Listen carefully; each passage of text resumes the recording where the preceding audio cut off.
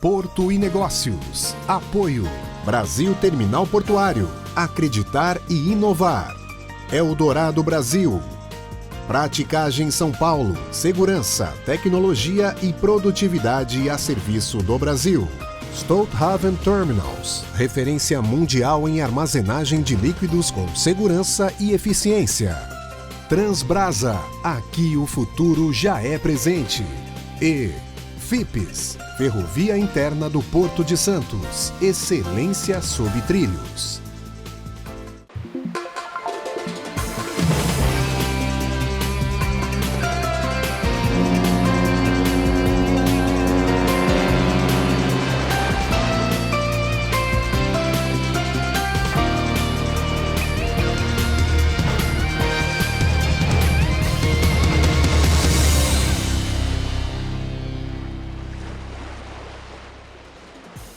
Olá!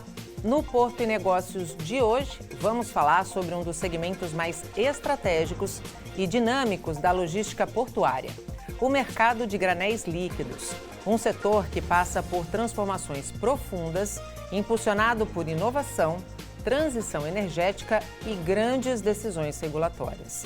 Nosso principal convidado é Marcelo Schmidt, gerente-geral da Stolthaven Terminals, uma das mais importantes operadoras de armazenagem de granéis líquidos do país, com forte presença aqui no Porto de Santos e participação direta em um dos projetos mais promissores da nova economia verde, o futuro terminal de amônia verde no complexo do Pecém, no Ceará. Também participa desta edição o diretor de Assuntos Portuários do Sistema Santa Cecília de Comunicação. Marcelo, seja muito bem-vindo ao Porto e Negócios. Obrigada pela presença. Prazer é meu. Técio, mais uma vez, obrigada pela parceria. Eu que agradeço e vamos aos temas. Vamos aos temas deste segmento tão importante, né, para a economia como um todo, quando a gente pensa em cadeia portuária. Marcelo, 2025 acabou, né? A gente pode dizer que, eu não sei se você também tem essa impressão, mas os anos estão passando cada vez mais rápido. A gente piscou, já estamos em dezembro e queria abrir a nossa conversa te perguntando um balanço operacional de 2025 para a Stolthaven. Olha, foi um ano bom para nós, até comparado com outros terminais pelo mundo. Um ano que foi marcado pelas incertezas, né, pelas cadeias que a gente chama ruptivas, principalmente por essas questões antagonistas que foram puxadas pelos Estados Unidos ao longo do ano. Então, muitas portas se fecharam, mas outras também efetivamente se abriram. Então, as cadeias de supply chain demoram um certo tempo para se adequar, mas foram se ajustando. Nós aqui no Brasil hoje temos forte presença na exportação de biocombustíveis. Fomos surpresos em agosto com a elevação daquelas taxas imediatamente, o que prejudicou alguns fluxos, principalmente de gordura animal para biodiesel, mas que rapidamente a Stolt conseguiu se posicionar com outros tipos de produto também de biocombustíveis, como óleo de soja, que passaram a ser enviados para a China. Então, no final do ano, tivemos um ano muito bom com relação aos resultados atingidos, que nós tivemos como objetivo. Principalmente, tivemos um ano sem nenhum acidente, com nossos clientes extremamente satisfeitos. Nossos funcionários atingiram também uma meta de satisfação de 94 pontos na pesquisa de satisfação ao cliente e ao funcionário. Então, temos um ano bom para ser comemorado, um ano difícil, como falei, de resiliência, de mudanças de jogo, mas que tivemos grandes avanços. Também vale mencionar que em Santos conseguimos o acordo junto com a autoridade portuária para a construção de 2 novos berços em Alemoa, que era necessário, conjunto com o consórcio das outras empresas em Alemoa. Então, em geral, foi um ano bom para a Stolt e para o nosso setor. Técio, qual a importância dessa rápida adequação, embora ainda exija um tempo de maturação, mas dessa rápida adequação para o equilíbrio, né, do negócio, no caso da Stolt, do negócio granéis líquidos, e já dá para dizer que aquela tensão causada pelas decisões vindas dos Estados Unidos, ela já também se acomodou melhor? A gente teve algumas suspensões de tarifa que impactaram também outros setores recentemente anunciadas. Esse ano, a gente fecha 2025 muito menos tenso do que começamos? Sim, e por um lado, naquele primeiro momento, né, que houve o decreto do aumento das taxas com o Brasil achando que estava se safando, né, dessa guerra tarifária, eu acredito que muitos setores se adequaram, né, a Stout traz rapidamente aqui um exemplo da substituição da operação da gordura animal pelo óleo de soja. Então essa primeira versatilidade de você operar uma tipologia de carga e você adequa as tancagens para cada tipologia de carga. E eu acredito que nesse meio tempo os mercados exportadores, principalmente o mercado americano, buscaram novos mercados, né? Assim, o café ele começou a buscar novos mercados, mas foi tirado da lista de restrição. As frutas, algumas frutas saíram também da lista de restrição, mas eu entendo que quem ainda está nessa lista está buscando substitutivos, né? Isso é positivo, né, Técio? Essa necessidade, vamos dizer assim, urgente colocada de busca de novos mercados acaba sendo, no final das contas, positivo no processo, não? Eu acredito que na nova ordem da geopolítica do comércio internacional, ele é uma geopolítica, né? Sim. Quando a gente teve o conflito na Rússia com a Ucrânia, exato. A gente teve uma corrida para a substituição de novos fornecedores de fertilizantes. Então, o mercado de líquidos, seja o mercado de granéis minerais, de commodities em geral, eu acho que a grande mensagem é diversifiquem seus mercados. Para não serem dependentes. Exato. Né? E aí eu acho que o rebatimento disso numa operação portuária é diversifiquem clientes. Né? E como é que você avalia a questão da competitividade no mercado de granéis líquidos para 2026? Bom, eu acho que o Marcelo pode até trazer algumas novidades. Eu tenho estudado muito o mercado agrícola, né? E o que a gente está observando é um aumento das instalações de usinas de etanol para milho, né? Então, e um aumento da área plantada de milho também. Sim. Então, o que a gente deve ter nos próximos anos, só para o nosso espectador ter uma clareza, eu levantei aqui cerca de 45 usinas de etanol já instaladas de milho, né, no Mato Grosso, e o licenciamento ambiental de mais 12. Aliás, vai ser inaugurada agora ou anunciada uma usina na região do Oeste Baiano, que vai consumir ali 1 milhão de toneladas de milho e vai produzir etanol. Então, assim, nós tendemos a ter aí uma injeção de etanol de milho no mercado. Resta saber o quanto que a gente faz essa retenção dentro do mercado interno e o quanto que vai bater na porta dos terminais portuários, mas que vai ter um aumento da operação de líquidos nos próximos anos de biocombustíveis, isso é fato. Né? E é uma coisa que a gente defende muito aqui, né? Sim, sim. Como é que a Stout está acompanhando esse movimento de mercado, Marcelo? É uma boa pergunta. Eu acho que assim, nós tentamos acompanhar o mercado, mas com uma visão muito mais de curto prazo do que de longo prazo. Enfim, nós temos 3 grandes segmentos na área de granéis líquidos e os 3 carecem de uma política de Estado mais robusta. Começando com o primeiro, que é o mais tradicional na área de químicos, né? Sim. A gente vê que há uma falta, por exemplo, de uma política industrial e, consequentemente, hoje a nafta e o gás, que são grandes matérias-primas para a indústria química, estão na mão de uma empresa, Petrobras, sem uma política clara, efetivamente, de precificação. Então, nós vemos que a indústria química continua andando mais ou menos flat, cresce 1%, 2% ao ano. Estagnada, né? Mas a gente vê que, infelizmente, pela falta de investimentos no Brasil, aumenta-se a importação. Pelo lado dos terminais, isso pode ser positivo, mas pelo lado de país, a gente vê uma diminuição na exportação de produtos químicos. Então, esse é o primeiro segmento. Segundo, de combustíveis, vocês estão acompanhando aí nos jornais, né? Ontem foi a segunda grande operação ligada a tentar sanear esse mercado que estava com alguns players não jogando o jogo da forma correta. A gente vê isso de uma forma importante. O segmento ele depende muito também disso e das políticas da Petrobras de preços internos. Sim. A gente sabe que o refino de diesel é short no Brasil, 20% tem que ser importado.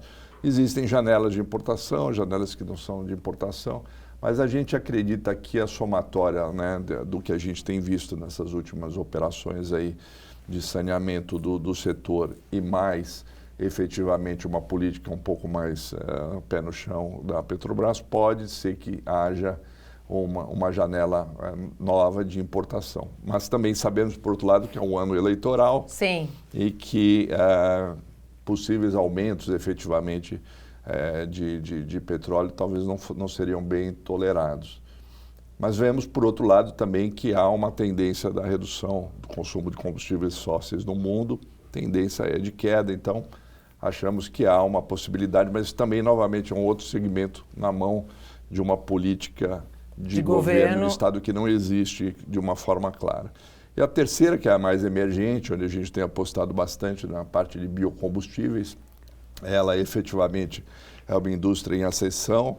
De fato, acho que a novidade é o etanol de milho, que tem crescido muito. Né? Principalmente no centro-oeste, Paraguai, está vindo mais aqui também para o sudeste. É um produto novo que entra entre a safrinha, né, da soja e tem uma perspectiva de crescimento também. Mas também depende da política de governo, de qual vai ser a mistura que vai ser utilizada no biodiesel. Então, dependendo das misturas, você pode ter um excesso ou não de óleo de soja, etanol para exportação.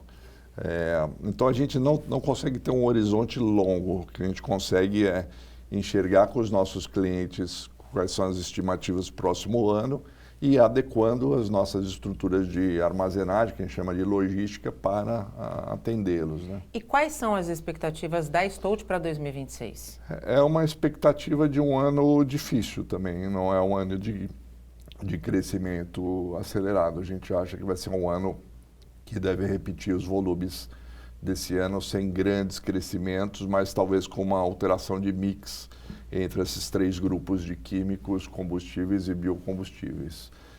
De qualquer forma, a longo prazo, nós, como empresa, já tomamos a decisão estratégica de cada vez mais apoiar nossos clientes na transição energética. Exato. Então, seja aqui, seja em PCM, que a gente vai falar daqui a pouco, nós acreditamos que o Brasil será um grande país de originação de biocombustível. Protagonista nisso. Assim como é hoje em grãos, passará também a ser na parte dos combustíveis líquidos, né? Biocombustíveis. Técio, o quanto essa falta de política de Estado e a existência apenas de políticas de governo traz insegurança jurídica quando a gente pensa em investidor? Aqui tem, eu acho que uma soma, Nathalie, de não só a segurança jurídica, mas qual é o marco regulatório, como o Marcelo colocou, que impulsiona o setor de biocombustíveis. Né? Então, qualquer alteração na proporção da mistura do etanol na gasolina ou do biocombustível, né, no biodiesel, do óleo de soja ou da gordura animal, ele é um driver, é um propulsor de produção. Né? Somado a isso, é o quanto que o Brasil propagandeia o biocombustível como uma solução de transição energética. A gente já falou muitas vezes aqui no Porto Negócios que a Europa ela migrou para uma matriz de eletrificação do transporte urbano. Né? E agora está dando alguns passos para trás. Exato, né? Porque não adianta nada você eletrificar o seu veículo numa metrópole europeia e você ter uma usina movida a carvão. Exatamente. Alimentando a cidade. Exatamente. Né? E aí é onde o biocombustível seria uma ótima solução para essa transição. Né? Acho que quando o Marcelo traz esse assunto para a pauta, antes de a gente chegar em uma matriz 100% renovável, ou carbono neutro, ou carbono negativo. Sim. A gente tem o combustível do momento para fazer a transição. Exato. Né? E outra, assim, o Brasil, pela dimensão territorial que ele tem, que tem que trasladar longas distâncias, seja com um caminhão de carga, seja com veículos utilitários, o biocombustível a principal fonte energética para isso acontecer, e não um carro elétrico, né? A gente já conversou aqui, o elétrico ele tem uma função dentro da cidade. E dentro dos terminais, né? Em distâncias muito curtas, onde a gente tem capacidade de instalação para fazer o recarregamento, né? E redução de emissões locais. E redução de emissão de gás efetivo. Mas, enfim, assim, eu acredito que nessa seara, acho que talvez o mercado ele seja mais protagonista, né? Mas, com certeza, uma regulação da adição de combustíveis, biocombustíveis na gasolina e no diesel são drivers importantes e aí fica na mão do governo sempre essa decisão, né? E que fatores regulatórios podem, por exemplo, implicar na questão da competitividade do mercado de granéis líquidos, na opinião de vocês? Olha, eu acho que o primeiro ponto, quando a gente olha toda a estrutura regulatória de autorizações para você operar, existem ainda formas diferentes de você enxergar risco de determinados produtos entre portos. Sim. Porque as nossas agências regulatórias ambientais são estaduais. Sim. Então, dependendo do local onde você está, uma exige algo diferente da outra. E isso faz com que você não consiga, às vezes, homogeneizar a sua tecnologia disponível, desenvolver um determinado fornecedor para um tipo de operação. Você acaba tendo que ter uma série de exceções, vamos dizer assim, tanto em procedimento quanto em tecnologia, para poder atender especificamente o entendimento de uma agência. E muitas vezes a gente sabe que até dentro de uma agência, dependendo do analista, do fiscal, ele também tem uma visão específica diferente do colega, né? Então isso faz com que essa insegurança, que não é tanto jurídica, mas é regulatória, ela se espelha em custos. Uma falta de linearidade na análise do processo. Isso. E isso reflete, às vezes, em custos ou de investimento ou custos operacionais maiores do que efetivamente o que seria necessário na nossa operação. Não houve ao longo dos anos um amadurecimento com essa questão da regulação ambiental, Técio? Assim, a gente sabe que a gente tem muitas amarras regulatórias quando a gente pensa em meio ambiente, mas ao mesmo tempo a gente já vive num mundo em que a desburocratização mostra resultados muito positivos. Nesse setor a gente ainda não avançou? Eu acho que a agenda ambiental, e aí a gente tem que dividir a agenda ambiental em talvez, acho que duas grandes agendas, né? Quando a gente fala setor portuário, né? A agenda do licenciamento, né? E aí podemos incluir não só o licenciamento de terminais, mas a questão da dragagem, né? Overflow, mas não vou entrar nessa seara. E a agenda propositiva, né? Que seria a agenda de descarbonização / adaptação, que é onde aí entrariam os biocombustíveis como solução. Eu acho que, por mais que o órgão ambiental, né, o governo, tenha uma certa responsabilização de estabelecer diretrizes, eu acho que existe também um movimento de mercado que talvez seja mais importante, e o driver desse movimento está muito mais ligado a imposto e os instrumentos econômicos do que a redução efetiva, né? E isso é um bom drive de incentivo no consumo do combustível. Sem dúvida. Então, acho que a preocupação é mais essa, como é que a gente faz regulação de mercado, e aí eu vou dar um exemplo aqui, a questão do próprio modal de transporte, né? Enquanto o diesel na bomba de combustível ele estiver sendo subsidiado, você vai ter sempre o transporte hidroviário, o transporte marítimo ou ferroviário quase que se igualando ali. Sim. Né? A gente sabe que a matriz brasileira ela é predominantemente rodoviária, mas a cabotagem brasileira ela perde muito com o subsídio do diesel no transporte rodoviário. E a gente tem um potencial muito grande de cabotagem, né? É enorme. A quantidade de caminhão que desce da Zona Franca de Manaus, do Arco Norte, e podendo usar a cabotagem como transporte, obviamente que isso ainda acontece por causa do diesel subsidiado. Né? Então, assim, se fosse pelo menos biodiesel num aumento, né, do percentual. Outra questão que adicionaria, fora a questão ambiental, é que a gente sabe que a nossa atividade é uma atividade extremamente regulada em termos de agências de diferentes esferas, municipais, estaduais e federais. Né? Nós, por exemplo, na Stout, nós temos 18 entidades que regulam a nossa atividade. Então, praticamente toda a semana, ou a cada 2 semanas, nós temos uma auditoria de uma entidade regulatória diferente. E o quanto isso impacta na operação? Muito, porque praticamente você precisa ter uma equipe praticamente só para receber fiscais. Né?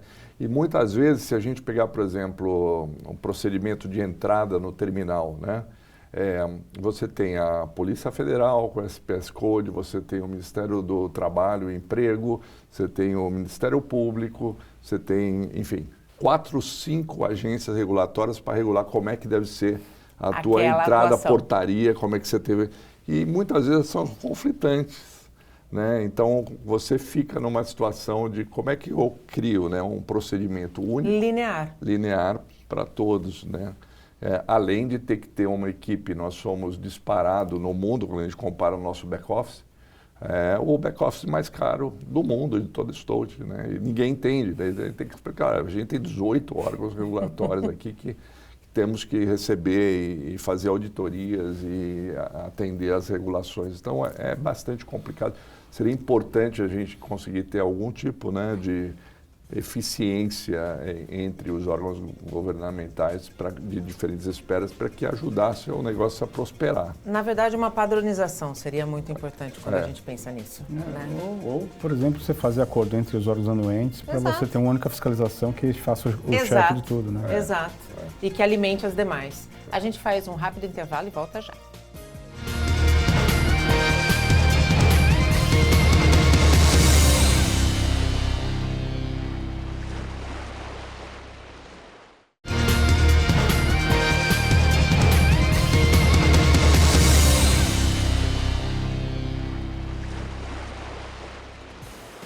Estamos de volta e no Porto e Negócios de hoje recebemos Marcelo Schmidt, gerente-geral da Stolthaven Terminals, e Casimiro Testo, diretor de assuntos portuários do Sistema Santa Cecília de Comunicação. Falamos do mercado de granéis líquidos nessa edição. Marcelo, no comecinho do primeiro bloco, quando você falou dos avanços da Stout para 2026, você falou da questão dos da expansão, vamos dizer assim, da área. O que isso significa em números efetivamente? Nós estamos expandindo geograficamente, né, para a PCM, né, como você comentou, é um novo terminal com uma nova pegada, né, primeiro terminal do Brasil para exportar amônia verde, né, que é o subproduto do hidrogênio, né, verde. É o carrier. Praticamente esse terminal ele já nasce quase com o tamanho do terminal de Santos, sendo que esse tipo de negócio, que é a parte criogênica, que é gás liquefeito, ele tem uma tendência de giro muito maior do que normalmente os líquidos. Aqui a gente tem um giro médio de 6 vezes ao ano, lá a gente vai ter 48 giros. Então você tem muito mais navios sendo atendido por 2 tanques estacionários. Né? Então isso faz com que, de cara, um segundo terminal triplica o tamanho do negócio da empresa, não duplica, mas triplica o negócio da empresa. E em Santos nós estamos muito otimistas com agora esse acordo que a gente fez com a autoridade portuária, né, da expansão dos berços em consórcio com os nossos colegas de Alemoa, né, para que a gente consiga efetivamente trazer cargas que foram perdidas do Porto Santos para Paranaguá. E a gente imagina então que com isso, mais a reforma tributária, que vai fazer com que efetivamente não exista mais aquela logística, né, de carga por questão de ICMS mais barato aqui ou ali, ter um aumento significativo dessas cargas pela margem direita, pelo Porto de Santos. Essa perda de carga para Paranaguá foi causada por quais fatores, Marcelo? Principalmente demurrage. Na medida em que a gente chegou a ter, 2, 3 anos atrás, chegou até a ter 20 dias de demurrage, né, em média. Se você considerar que um navio que opera com carga líquida tem uma demurrage de $25 mil por dia... Meu Deus! É como se $500 mil, né, ficasse em águas por ineficiência do navio não conseguir atracar. né, ou ser exportado, né, a carga. Então, quer dizer, é um prejuízo enorme para o investidor, para o exportador e importador. Então, ele prefere correr menos risco e operar em um terminal que tenha mais possibilidade para efetivamente poder fazer sua operação com uma certa maior segurança. Sob essa perspectiva, os portos do Sul têm se dado muito bem, né, Técio? Você tem uma capacidade de atracação em Paranaguá maior, né? Como o Marcelo colocou, a margem direita sofreu bastante sofre, né? Segue sofrendo. E com esse investimento você vai diminuir esse não é a solução para o problema. Não é uma característica só do Porto de Santos. Você tem outros portos que estão sob pressão. Você pega no Nordeste, por exemplo, o Porto Suape, ele tem uma pressão de fila de navio para o líquido. O Itaqui, ele tem uma pressão sobre fila para granel agrícola. Então, alguns portos que acabam se especializando em algum tipo de carga e você tem ali uma quantidade de disputa pelo berço maior, você vai ter uma fila maior de navios para aquele cluster, né, operacional. E o cluster de líquidos na margem direita ele sofre porque tem uma quantidade de terminais de operadores no Alemoa superior à capacidade de atracação no Alemoa. Daí, obviamente, a necessidade dessa ampliação para mais 2 berços e, obviamente, isso vai dar competitividade ao cluster e mais giro. Um dos pontos do Alemoa ter menos giros é justamente essa capacidade de atracação. Quando você aumenta a oferta, você tem a possibilidade de girar mais as tancagens. Além dos 4 berços atuais, além dos 2 novos que vão ser construídos pela iniciativa privada, teremos outros 2 também que a própria Petrobras irá construir. Então, nós vamos sair de 4 para 8. Mesmo agora num período curto de 4 anos. E você acredita que esses 4 berços garantam que essa carga volte? Sim. Nós estamos bastante confiantes, junto com a questão da reforma tributária, que também está vindo, né? Que vai fazer com que Santos e o estado de São Paulo se tornem novamente atrativo para aquelas empresas, porque a demanda e a oferta estão aqui, né? Sim. Perto do Porto de Santos. Então, logisticamente, não faz sentido você levar uma carga para Paranaguá para depois ter que voltar para São Paulo. E aqui muitas vezes acontece o Espírito Santo, né? Então, a gente acredita que isso vai também conduzir para efetivamente uma atratividade maior do porto novamente. A falta de infraestrutura de acesso efetivamente ao Porto de Santos impacta de que maneira as ações e atividades da Stolt? Afeta bastante, porque é o único país do mundo em que um terminal opera 100% com veículos rodoviários para entrada ou saída de cargas, né? Nossos outros terminais pelo mundo, todos, ou tem ramal ferroviário, ou tem pipeline, ou tem pier próprio, que operam muito mais com cabotagem. Então, a gente vê seguramente a multimodalidade no negócio de líquidos, ela é fundamental. E aqui nós vemos uma operação, não é só Santos, né, mas praticamente a maioria dos portos hoje que operam em carga líquida no Brasil operam com rodoviário. E isso faz, obviamente, com que você tenha uma operação muito mais lenta, uma operação mais custosa. Então, a nossa produtividade, ela é 1/3 da produtividade de outros terminais. Isso significa que a gente tem que ter muito mais gente para operar. E, obviamente, cada operação de um caminhão é uma operação com risco efetivamente maior do que se você tivesse um trem ou um pipeline, né? Então, apesar de a gente seguir todos os estándares, não tiver nenhum acidente, mas, sem dúvida, faz com que você tenha mais custo por tonelada movimentada, né? E isso, obviamente, é traduzido para o cliente e, consequentemente, perde-se na competitividade do Brasil, seja para exportação e importação. Custo Brasil. Custo Brasil. Técio, na tua análise enquanto especialista portuário, pensando no Porto de Santos, apesar disso se repetir em outros portos do Brasil, a gente está falando do maior porto do Hemisfério Sul, a gente sabe da importância da multimodalidade, mas a gente não percebe a mesma velocidade de investimentos e de ações efetivas para que essa multimodalidade se torne uma realidade no Porto de Santos. Qual é a saída? Bom, primeiro a gente precisa a César o que é de César, né? O fato do Porto de Santos estar na linha de costa, na base da Serra do Mar, e você acessar a grande metrópole e todo o mercado da Interlândia de Santos subindo a serra, te restringe, obviamente, a possibilidade de soluções modais distintas. Você tem a cremalheira e a livre aderência como soluções ferroviárias. Sim. Isso tem melhorado em função do investimento na FIPS. Da FIPS. Né? Então, aumentou-se a quantidade de carga e descarga de vagões por dia no cluster santista. E, obviamente, isso acontecendo, você aumenta a capacidade de descida e subida, obviamente, da carga. Então, a gente está ocorrendo esse investimento, a Rumo, com investimento na Deep World, de um novo terminal de granéis agrícolas, vai, obviamente, jogar essa carga dentro do porto, do trem, obviamente. E é um terminal que ele nasce para ser 100% ferroviário. Sim. Então, os números no ferro, em Santos, eles estão aumentando, mas eles aumentam em algumas commodities, né? E a gente sabe que na carga líquida, isso ainda é um tabu. Sim. Né? Assim, são poucas das 3 operadoras ferroviárias, apenas uma faz, né? E faz com limitações. E o grande ponto é como você aumentar essa participação no ferroviário da carga líquida. Tem esse primeiro desafio para ser vencido. Obviamente não tem hidrovia, existe obviamente um projeto de hidrovia dentro da malha do estuário, mas a gente, diferente do Arco Norte, que você consegue entrar nas entranhas do país pelo Tapajós, pelo Madeira, pelo próprio Amazonas, aqui no caso do Sudeste a gente não tem, né? Aliás, nenhum estado, as únicas saídas hidroviárias estão, obviamente, existe agora a tentativa no São Francisco, né? Mas estão no alto também, né? Exato. E longe dessa metrópole, Sim. longe desse PIB, né? Sim. Então a gente tem 2 opções aqui, né? O ferro e o rodo. E quando a gente fala da carga líquida, o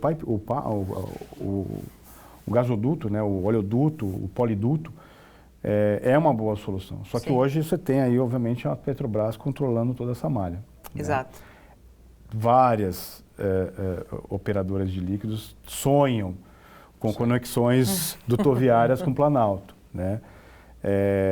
E não é difícil, né? A gente fazer o pump, bombear o combustível na importação ou por gravidade, trazer da metrópole o biocombustível, não é um bicho de 7 cabeças, mas óbvio, né? Quem for detentor desse duto vai ter um ganho estratégico, né? Em vencer a serra com combustível, né? O combustível, hoje ele tem um nível de dependência do transporte rodoviário absurdo. Né? Por essa limitação que eu falei do ferroviário e por essa barreira de entrada em ter, de fato, um poliduto. Né? Política de Estado resolveria. Sabe, ontem eu estava vendo um dado extremamente interessante que o BCG estava falando sobre descarbonização do Brasil, né, com relação à emissão de CO2. E eu fiquei abismado com o dado que eles falaram, né? Quer dizer, o setor de transporte é o 2º maior poluidor do Brasil em termos de emissão de CO2. Sim. Até aí, nenhuma novidade. Mas o interessante é que o item número 1, que tem maior eficácia na descarbonização, seria que somente 10% do transporte rodoviário migrasse para a cabotagem. É muito pouco, né? Por que é que a gente não viabiliza? Entendeu? Quer dizer, você não precisa nem ter outro combustível, nem eletrificação, nem nada. É só você usar mais a cabotagem, que você vai tirar milhões de toneladas emitidas, né? Que os caminhões andam milhares de quilômetros e quilômetros para chegar nos seus destinos, se pudessem usar mais a cabotagem. Aliás, é para isso que a cabotagem existe, né? Para ligar portos entre o mesmo país. A gente faz mais um rápido intervalo e volta para a última etapa do Porto e Negócios. Não saia daí. Até já.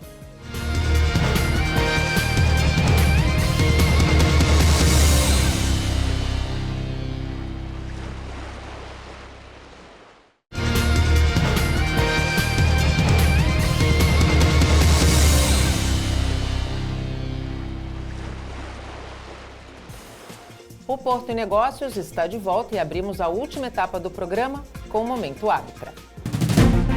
Momento Arbitra. Olá, pessoal! Como eu tenho repetido em vários dos nossos programas aqui no Porto e Negócio, a Arbitrar atua fortemente em nome de seus associados nas questões ligadas ao despacho aduaneiro e à liberação das cargas sob controle da Receita Federal do Brasil. Dentro desse cenário, hoje eu quero falar sobre um projeto de lei que promete inaugurar uma nova etapa no comércio exterior brasileiro. Estou me referindo ao PL 4423 de 2024, que atualmente está tramitando no Senado Federal. Ele propõe modernizar a legislação aduaneira, atualizando as normas gerais que já não condizem mais com a realidade atual das operações. Esse projeto tem como pilar o chamado Marco Legal Aduaneiro, criado pelo Decreto-Lei nº 37 de 1966 e que, portanto, há mais de 5 décadas vem organizando os serviços aduaneiros no país. Agora, as atualizações expressas no PL 4423 trarão para o arcabouço jurídico vigente diversas soluções que já se encontram em operação, mas que carecem do que chamamos de positivação jurídica, como, por exemplo, Programa OEA, Portal Único do Comércio Exterior, as medidas de facilitação do comércio e até mesmo o uso do gerenciamento de risco nas fiscalizações aduaneiras. Outro ganho previsto nesse projeto de lei será alinhar o Brasil com as melhores práticas globais de comércio exterior, incluindo o pleno cumprimento dos compromissos assumidos com a OMC no Acordo de Facilitação de Comércio, o AFC, né? A Arbitrar foi uma das entidades convidadas a contribuir na fase de construção do PL 4423. E vale destacar, nossas propostas foram integralmente acolhidas. Esse fato atesta o reconhecimento da nossa associação no apoio à eficiência e à segurança aduaneira das cargas que entram e saem no país. Já o PL 4423 representa um novo marco legal que prepara o Brasil para mais um passo no fortalecimento de sua competitividade no comércio global. Momento Arbitrar. Obrigada, Caputo, e voltamos com os nossos convidados. Participam desta edição Marcelo Schmidt, gerente-geral da Stolthaven Terminals, e Casimiro Técio, diretor de assuntos portuários do Sistema Santa Cecília de Comunicação.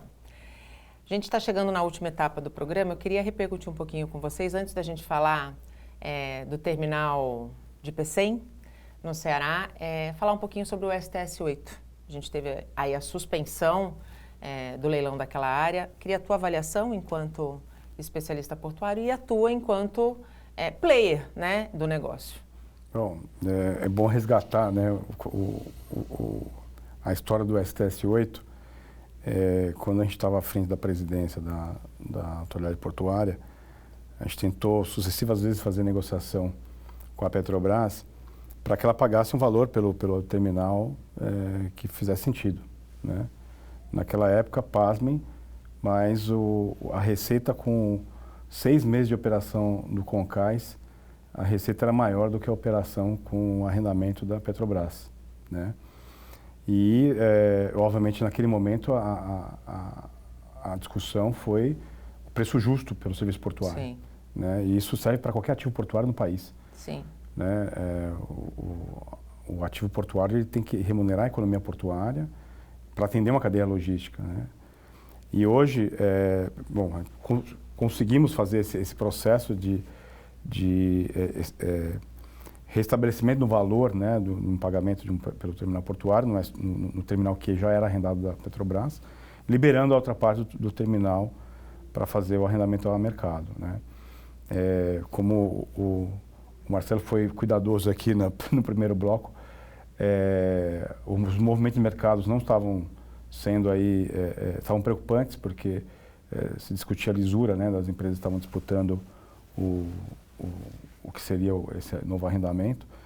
E existe uma preocupação, obviamente, com compliance operacional, compliance da função do terminal. E aí eu deixo, obviamente, as autoridades responsáveis... Policiais responsáveis por isso, né? A solução dada pelo governo foi fazer a dispensa e entregar o terminal para a Petrobras. E vamos ver a cena nos próximos capítulos, porque do ponto de vista regulatório, isso precisa ser feito a valor de mercado. Sim. Então, e engraçado, naquela época, a gente não é que a gente queria tirar o terminal da Petrobras. A nossa discussão era pagar o preço justo, sim, pelo ativo, né? Sim. Assim como acontece com qualquer outro leilão de qualquer outro setor. Exato. Se fosse outra empresa ali operando o terminal, quanto ela pagaria pelo terminal? E eu mencionei aqui, né?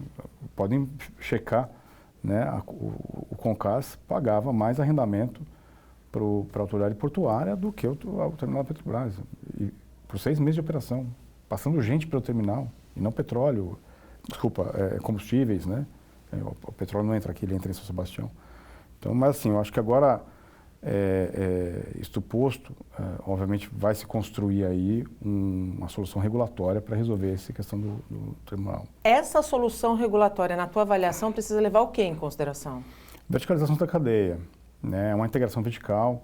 A Petrobras tem um sistema de refino no Sudeste. No estado de São Paulo nós estamos falando de 4 refinarias. O petróleo entra para São Sebastião, conectados todos os produtos. Esse petróleo, ele abastece essas 4 refinarias e você sai os combustíveis derivados aqui pelo Porto de Santos. E também sai para São Sebastião, obviamente. Né? A questão é como é que a gente arbitra, e aí o Marcelo trouxe aqui, né? A Petrobras tem as suas campanhas de refino e toda vez que alguém tenta importar o diesel, a Petrobras derruba o preço na refinaria, praticamente enchendo todas as distribuidoras e quem está importando morre com combustível no porto. Né? Com prejuízo. São jogadas de mercado, obviamente, mas o grande ponto é a agência reguladora, seja a ANP, seja a ANTAQ e o CAD, você ter aí instrumentos de permitir que haja competitividade no mercado. Ter o mesmo cuidado e a mesma lisura que estão tendo com o Tecon 10, né? Eu não podia perder aqui. Marcelo, na tua avaliação?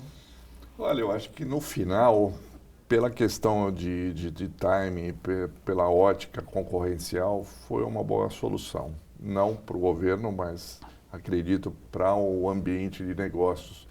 Porque o que ia acabar acontecendo é que nós íamos licitar uma outra área com mais de 200 mil metros cúbicos sem berços adicionais. Então, quer dizer, se é algo que já está quase colapsando, ia colapsar. Sim. Né? Consequentemente, eu acho que agora a reciprocidade da Petrobras em voltar a assumir a STS-8 é a construção daqueles 2 novos berços que já existiam um compromisso com a STS-8A e, consequentemente, esperamos que ela faça bom uso dessa área, mas vai ter os seus peers novos de apoio e, consequentemente, não vai estressar efetivamente a região. Nós tínhamos também uma preocupação ao ver o leilão, aquelas finalistas, né, que tinham umas empresas que a gente nunca tinha ouvido falar, fundos de private equity também apareceram na Carbono Oculto. Né? Da Polícia Federal. Da Polícia Federal. Então, assim, eu acho que acabou sendo uma boa salutar para o momento, para o time, para o que havia possibilidade nesse ambiente de Alemoa. Acho que o único ponto importante aqui frisar é que esse processo ele ocorra com uma negociação contratual a preço de mercado. Foi o nosso pleito lá atrás. Que é o pleito de qualquer leilão que é bem estruturado. Aliás, não precisa, é só verificar o contrato novo da Petrobras. Sim, né? O patamar exatamente. Que você tem de pagamento pelo metro quadrado, as outorgas fixas variáveis, enfim. A gente fez uma lição de casa ali de o Porto ser um instrumento de economia do país e não estar subsidiando uma outra operação. Marcelo, vamos falar um pouquinho sobre o terminal de amônia verde. Em que estágio a gente está desse projeto? Qual é a perspectiva efetiva de funcionamento? E aí, para você, Técio, uma pergunta: como esse terminal vai impactar a economia regional e os negócios locais daquela região? Legal. Esse é um tema apaixonante para mim, assim, a questão de PCM, a transição energética, a gente poder estar lá junto com o estado, né, do Ceará e o Porto de Rotterdam, que são sócios no Porto de PCM. É um projeto que tem um potencial muito grande. O que nós vimos esse ano foi uma desaceleração com relação ao tamanho do projeto com os nossos potenciais clientes. Isso em função do que a gente falou um pouco no começo do programa, há uma desaceleração global, né, com relação a como o mundo se descarboniza, né? Especificamente, a Europa é o continente onde se acredita que grande parte desse hidrogênio verde produzido em Pecém será vendido. Nós vimos, por exemplo, que a Alemanha, que era um grande motor para subsidiar essa diferença entre o hidrogênio cinza e o hidrogênio verde nas cadeias produtivas, principalmente químicas que existem na Alemanha, teve que direcionar uma parcela agora significativa do seu orçamento para armamento. Né, uma vez que a OTAN, os Estados Unidos já está saindo, tirando o pé do financiamento da OTAN, eles têm que se virar sozinhos, França, mesma coisa, assim por diante. Consequentemente, o que a gente chama de off-takes, que são aquelas empresas que vão comprar esse hidrogênio e tem que ter um compromisso de longo prazo, 10 anos, 15 anos, com os nossos clientes, seguraram um pouco esse apetite e reduziram com isso os potenciais de compra. Ao mesmo tempo, quando a gente olha do outro lado, né, a produção do hidrogênio verde, sim, ele é feito através de dois elementos básicos, água e eletricidade, né? Apesar de eletricidade ser abundante no estado, com questões eólicas e sim, solares, a transmissão de energia não tinha sido planejada dessa forma para conseguir ter um volume que a gente está falando em quase 3 gigawatts, que é o necessário para a produção de hidrogênio nessa primeira fase, que é maior, muito maior do que a cidade de Fortaleza sozinha. Então, consequentemente, está havendo uma readequação da ANEEL para a transmissão de toda essa energia que vai ser produzida, que não é uma energia constante, né? Porque a energia solar tem de dia, eólico tem à noite. Sim. Então, tem toda uma questão técnica que tem que ser ajustada. E para isso houve então agora uma nova legislação que regula efetivamente a liberação através de garantias desses novos produtores, né? Isso está em andamento, parece que vai ser equacionado, mas se passou praticamente o ano 2025 inteiro rediscutindo o acesso ao que a gente chama de grid, a energia elétrica por parte dos nossos clientes. 2026. Então nós estamos praticamente saindo ainda de uma etapa que a gente chama de projeto básico de engenharia, para até agora devemos assinar nas próximas 2, 3 semanas com os clientes, finalmente, a próxima etapa, que é o projeto executivo, para daí esses nossos clientes e nós podemos fazer o que a gente chama de FID, que é a decisão final de investimento, no final de 2026, começo de 2027.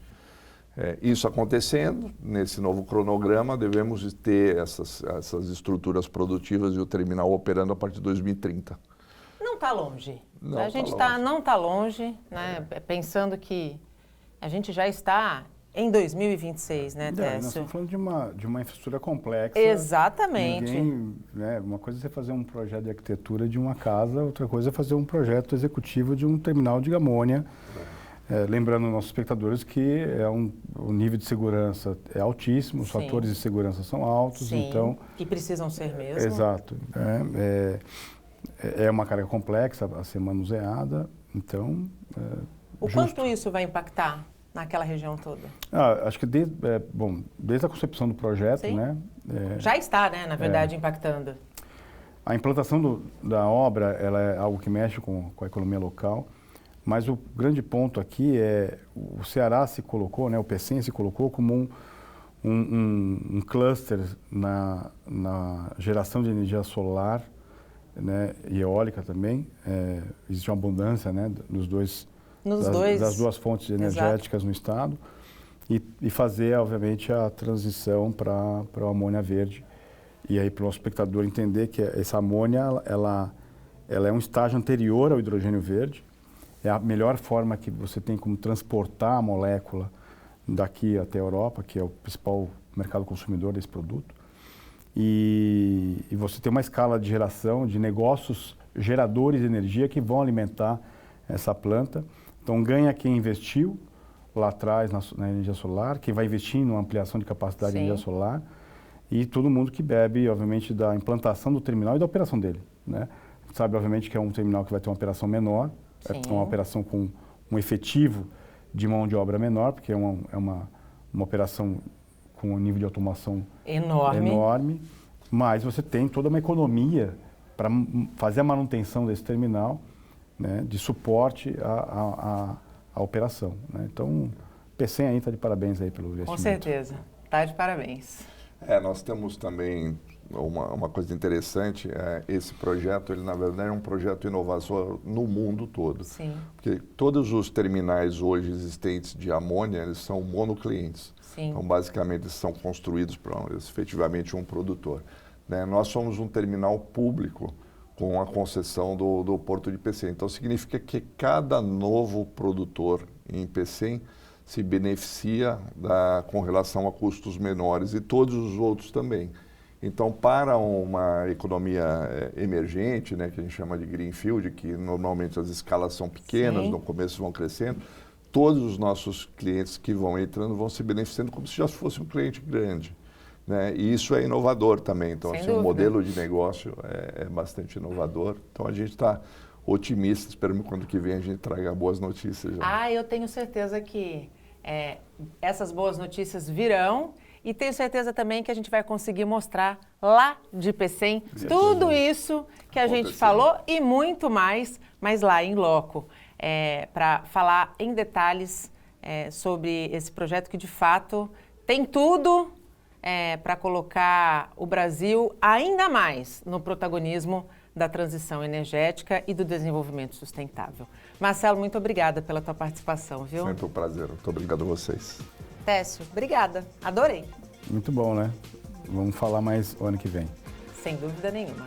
O Porto e Negócios termina agora. A gente volta a se encontrar na próxima quinta-feira com um programa inédito a partir das 8 horas da noite. Até lá. Tchau.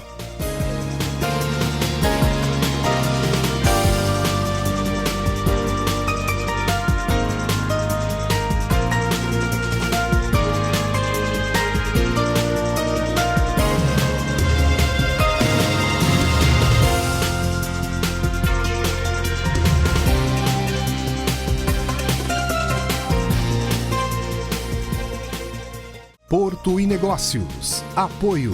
Brasil Terminal Portuário. Acreditar e inovar. Eldorado Brasil. Praticagem São Paulo. Segurança, tecnologia e produtividade a serviço do Brasil. Stolthaven Terminals. Referência mundial em armazenagem de líquidos com segurança e eficiência. Transbrasa. Aqui o futuro já é presente. E FIPES. Ferrovia Interna do Porto de Santos. Excelência sob trilhos.